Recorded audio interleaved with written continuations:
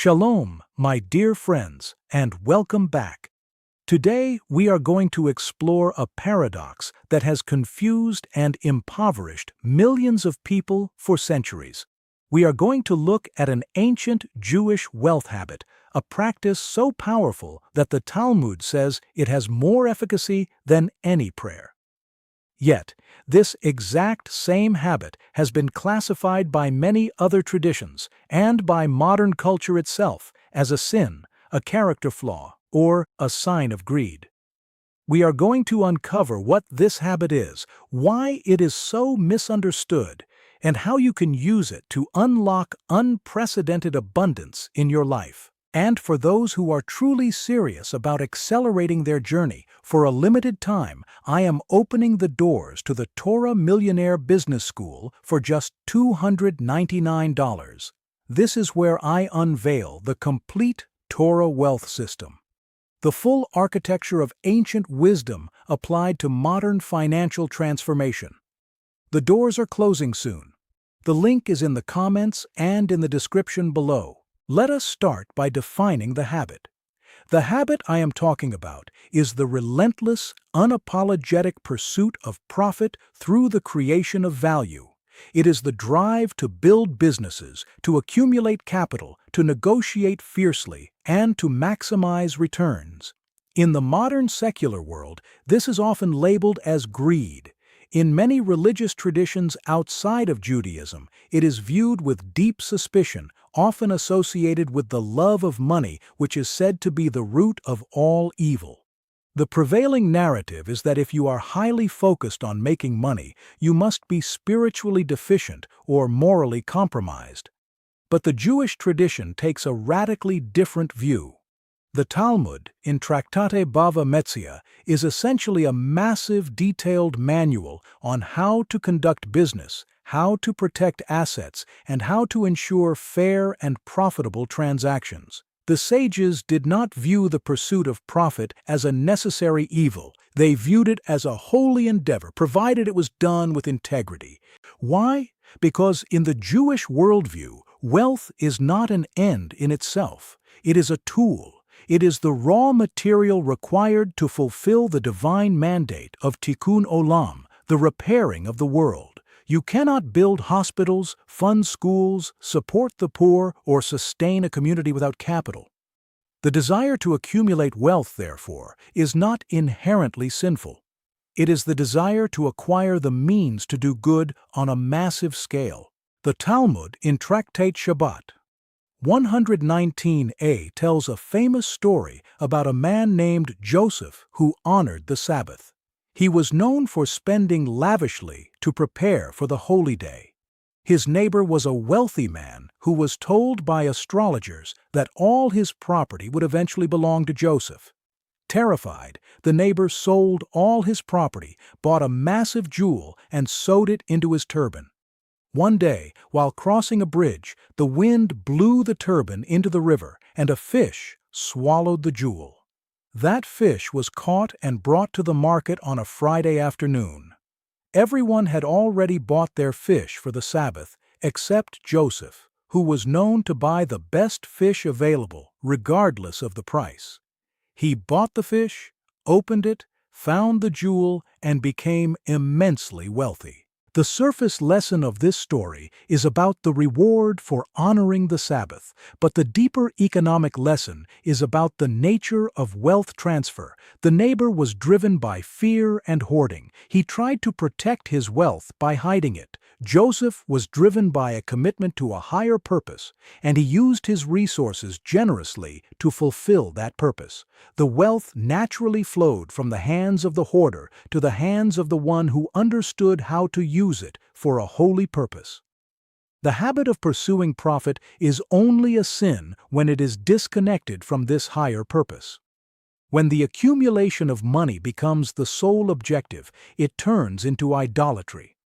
But when the pursuit of profit is driven by the desire to create value, to provide for your family, and to elevate your community, it becomes a sacred act. In fact, The Talmud teaches that honest business dealings are one of the primary ways we emulate the Creator who sustains the entire universe. So, why has this habit been classified as a sin by so many? The answer lies in the historical power dynamics of society. For centuries, the ruling classes, the aristocracy, and the feudal lords maintained their power by controlling the land and the resources. They did not want the common people to accumulate wealth because wealth equals independence, and independent people are difficult to control. To maintain this control, a narrative was created and propagated that poverty was a virtue and that the desire for wealth was a sin. The common people were taught to be content with their meager lot, to accept their poverty as the will of God, and to view anyone who tried to rise above their station with suspicion. This narrative was incredibly effective. It kept the masses docile and compliant, while the ruling classes continued to accumulate vast fortunes. The Jewish people, however, were largely excluded from this feudal system. They were not allowed to own land or join the guilds. They were forced into commerce, trade, and finance simply to survive. Because their survival depended on their ability to generate profit, they could not afford to adopt the narrative that wealth was a sin. They had to develop a theology and a practical philosophy that embraced the creation of wealth as a necessary and holy endeavor. This is why the Jewish tradition places such a strong emphasis on financial education, on negotiation, and on the ethical pursuit of profit. It was a matter of survival, but it also became a source of immense strength. By rejecting the narrative that wealth was a sin, the Jewish people were able to build thriving communities, support their scholars, and maintain their independence even in the face of relentless persecution. Today, the feudal lords are gone, but the narrative remains. The modern culture still sends mixed messages about wealth. We celebrate billionaires, but we also demonize the pursuit of profit. We are told to follow our passion, but we are also told that wanting to make a lot of money is greedy. This cognitive dissonance paralyzes people. It makes them feel guilty for wanting to be wealthy, which in turn sabotages their ability to create wealth. To unlock the power of this ancient habit, you must first deprogram yourself from this toxic narrative. You must stop apologizing for wanting to be rich. You must recognize that the desire for abundance is a natural, healthy, and divine impulse. It is the desire to expand, to create, and to have a greater impact on the world. Once you have cleared the guilt, you can begin to practice the habit. This means approaching your work, your business, and your investments with a relentless focus on creating value and generating profit. It means negotiating for what you are worth. It means seeking out opportunities for growth. It means being unapologetically ambitious. But remember the crucial caveat: this ambition must be tethered to integrity and a higher purpose. The Talmud, in Tractat Makot 24, states that one who conducts their business honestly is considered as if they had fulfilled the entire Torah. Honesty is not just a moral suggestion, it is the foundation of sustainable wealth. If you pursue profit through deception, exploitation, or theft, you are not practicing the Jewish wealth habit, you are simply being a criminal. And the wealth you build will be a curse, not a blessing. Let me tell you about a man named Jonathan. Jonathan was a brilliant software engineer who had developed a revolutionary new application. He knew his product was valuable, but he was deeply uncomfortable with the idea of selling it for a high price. He had absorbed the cultural narrative that wanting to make a lot of money was greedy. So he priced his application far below its actual value, hoping to help as many people as possible. The result was a disaster. Because the price was so low, people did not perceive the product as valuable. They did not take it seriously. Furthermore, Jonathan did not generate enough revenue to hire a support team or to continue developing the software. He was working 80-hour weeks, burning out, and his product was failing to reach the people who needed it most. Jonathan sought the advice of a mentor who understood the Jewish approach to wealth. The mentor explained to Jonathan that his low pricing was not an act of humility, it was an act of sabotage. By refusing to pursue profit, Jonathan was limiting his ability to create value. The mentor challenged Jonathan to raise his prices significantly, to embrace the pursuit of profit, and to use that profit to build a sustainable, impactful business. Jonathan was terrified, but he took the advice. He raised his prices. He lost some of his initial users, but he attracted a new tier of customers who recognized the true value of his product. His revenue skyrocketed. He was able to hire a team, improve the software, and launch a marketing campaign that reached millions of people. By embracing the habit of pursuing profit, Jonathan was able to fulfill his original goal of helping as many people as possible.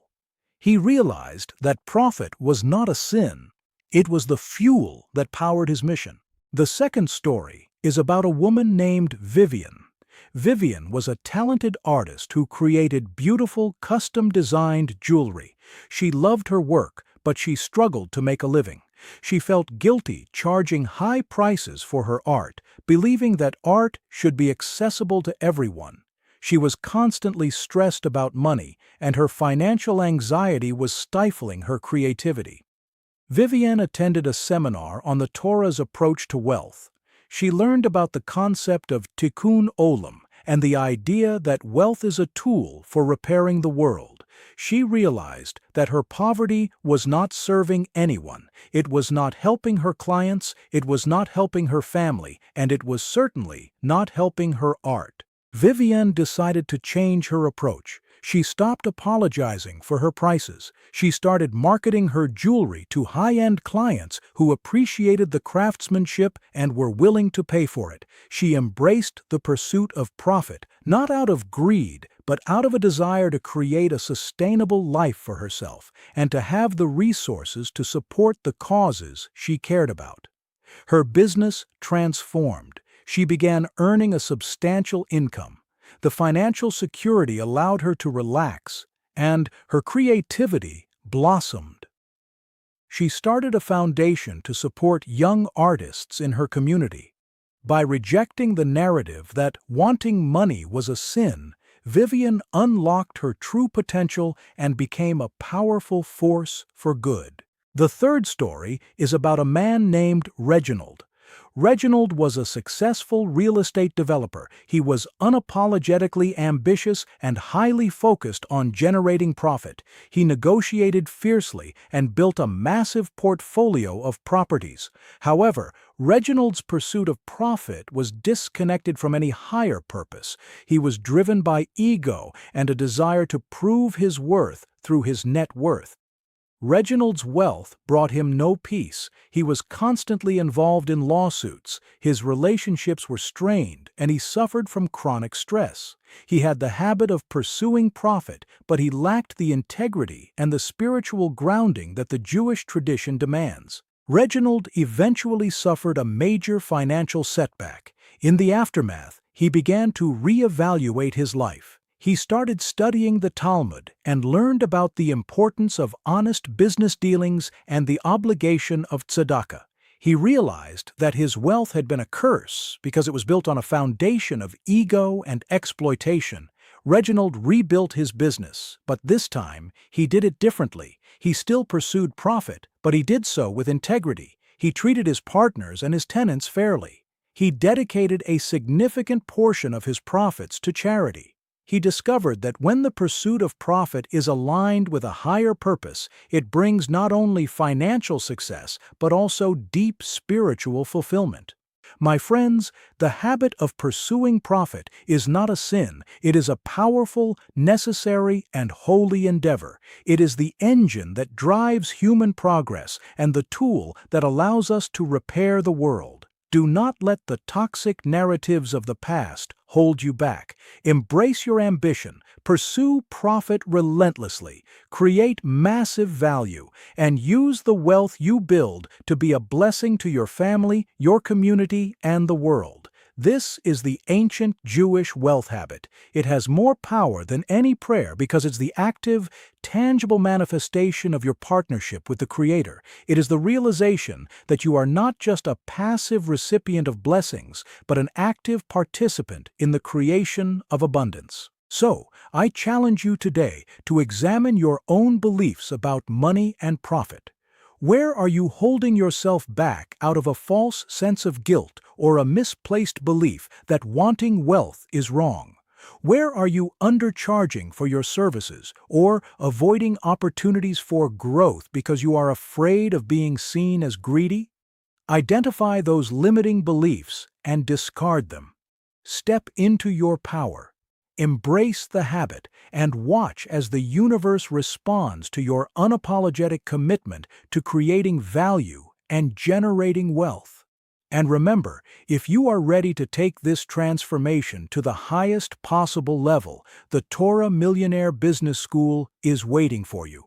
For a limited time, you can access the complete Torah Wealth system for just $299. This is the exact blueprint I have used to help thousands of people achieve massive financial and spiritual success. The doors are closing soon, so click the link in the comments and in the description right now. To understand why this habit is so powerful, we must look at the mechanics of value creation. The Talmud teaches that wealth is not a zero-sum game. When you create a product or a service that improves someone's life and they pay you for it, both of you are wealthier. They have the product they value more than their money, and you have the money you value more than the product. This exchange creates a surplus of value in the world. The pursuit of profit, therefore, is the pursuit of creating this surplus. It is the engine of human flourishing. When you suppress this habit, when you refuse to pursue profit out of a false sense of piety, you are not just harming yourself, you are harming the world. You are withholding your gifts, your talents, and your ability to solve problems. You are choosing stagnation over growth. The Jewish tradition recognizes that the desire for profit is the most effective motivator for human action. It is the force that drives innovation, efficiency, and progress. Consider the story of the manna in the desert. The Israelites were commanded to gather only what they needed for the day, and any excess would rot. This taught them reliance on God, but once they entered the land of Israel, the manna ceased. They had to plant, harvest, and trade. They had to engage in the economy. The transition from the desert to the land of Israel was a transition from passive reliance to active partnership. The pursuit of profit is the manifestation of that active partnership. It is how we take the raw materials of the world and transform them into sustenance and abundance. The sages of the Talmud understood that the marketplace is a crucible for character. It is easy to be pious when you are isolated from the world. It is much harder to maintain your integrity when you are negotiating a complex deal, managing employees, and facing the pressures of competition. The habit of pursuing profit forces you to confront your own ethical boundaries. It tests your honesty, your fairness, and your commitment to justice. When you navigate these challenges successfully, you elevate not only your bank account, but also your soul. This is why the Talmud places such a strong emphasis on the laws of commerce. The tractates dealing with damages, partnerships, and contracts are among the most detailed and complex in the entire Talmud.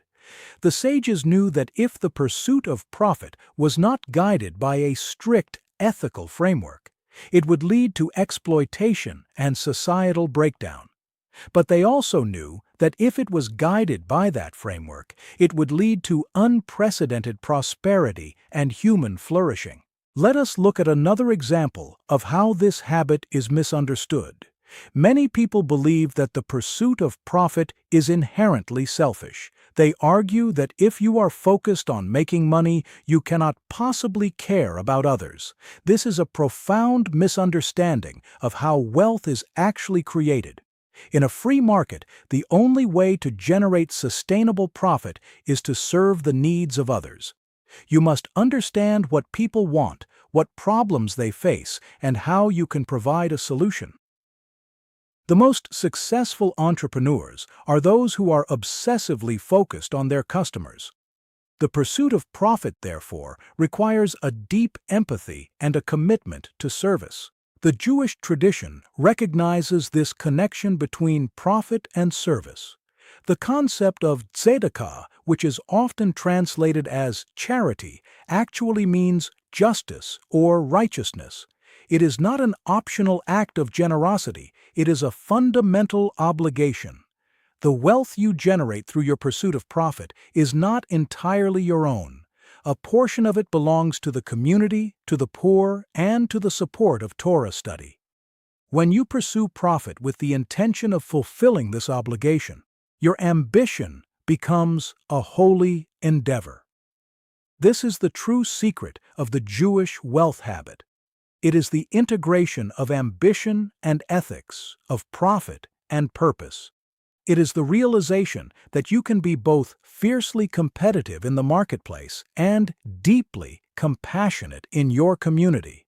You do not have to choose between being wealthy and being righteous. In fact, the Jewish tradition teaches that the highest form of righteousness is to use your wealth to elevate others. So, how do you cultivate this habit in your own life? It begins with a shift in mindset. You must stop viewing the pursuit of profit as a necessary evil and start viewing it as a divine mandate.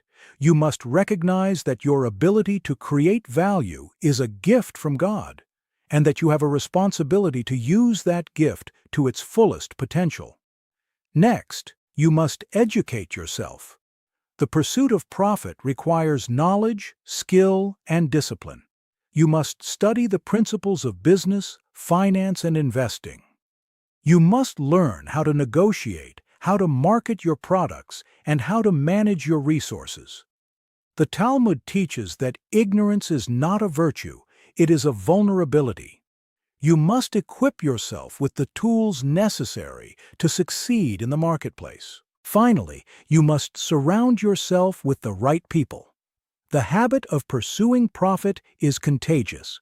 If you surround yourself with people who view wealth with suspicion and who are content with mediocrity, you will struggle to maintain your ambition. But if you surround yourself with people who are driven, ethical, and successful, their energy will inspire you. Seek out mentors, join mastermind groups, and build a network of individuals who share your commitment to creating value and generating wealth. Let me share one more story. This is about a man named Benjamin. Benjamin was a talented musician who had a passion for teaching. He started a small music school in his community, but he struggled to make ends meet. He charged very low fees, believing that music education should be accessible to everyone. He was constantly stressed about paying his rent and supporting his family. Benjamin attended a lecture on the Jewish approach to wealth. He learned about the importance of the pursuit of profit and the concept of tikkun olam. He realized that his low fees were not serving his students. They were limiting his ability to provide a high-quality education. He was constantly exhausted, and he could not afford to hire other teachers or upgrade his instruments. Benjamin decided to change his approach. He raised his fees significantly. He lost some of his initial students, but he attracted a new group of students who valued his expertise and were willing to pay for it. He used the increased revenue to hire additional teachers, buy new instruments, and expand his curriculum. He also started a scholarship program for students who could not afford the full tuition. By embracing the pursuit of profit, Benjamin was able to create a thriving music school that served his community far better than his struggling, low-fee school ever could. He realized that profit was not a sin, it was the engine that allowed him to fulfill his mission. He became a wealthy man, but more importantly, he became a powerful force for good in his community. My friends, the habit of pursuing profit is a sacred trust. It is the means by which we partner with the Creator to build a better world. Do not let the toxic narratives of the past hold you back. Embrace your ambition. Pursue profit relentlessly. Create massive value. And use the wealth you build to be a blessing to your family, your community, and the world. This is the ancient Jewish wealth habit. It has more power than any prayer because it is the active, tangible manifestation of your partnership with the Creator. It is the realization that you are not just a passive recipient of blessings, but an active participant in the creation of abundance.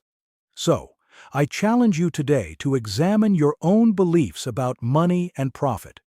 Where are you holding yourself back out of a false sense of guilt or a misplaced belief that wanting wealth is wrong? Where are you undercharging for your services or avoiding opportunities for growth because you are afraid of being seen as greedy? Identify those limiting beliefs and discard them. Step into your power. Embrace the habit and watch as the universe responds to your unapologetic commitment to creating value and generating wealth. And remember, if you are ready to take this transformation to the highest possible level, the Torah Millionaire Business School is waiting for you. For a limited time, you can access the complete Torah Wealth System for just $299. This is the exact blueprint I have used to help thousands of people achieve massive financial and spiritual success. The doors are closing soon, so click the link in the comments and in the description right now.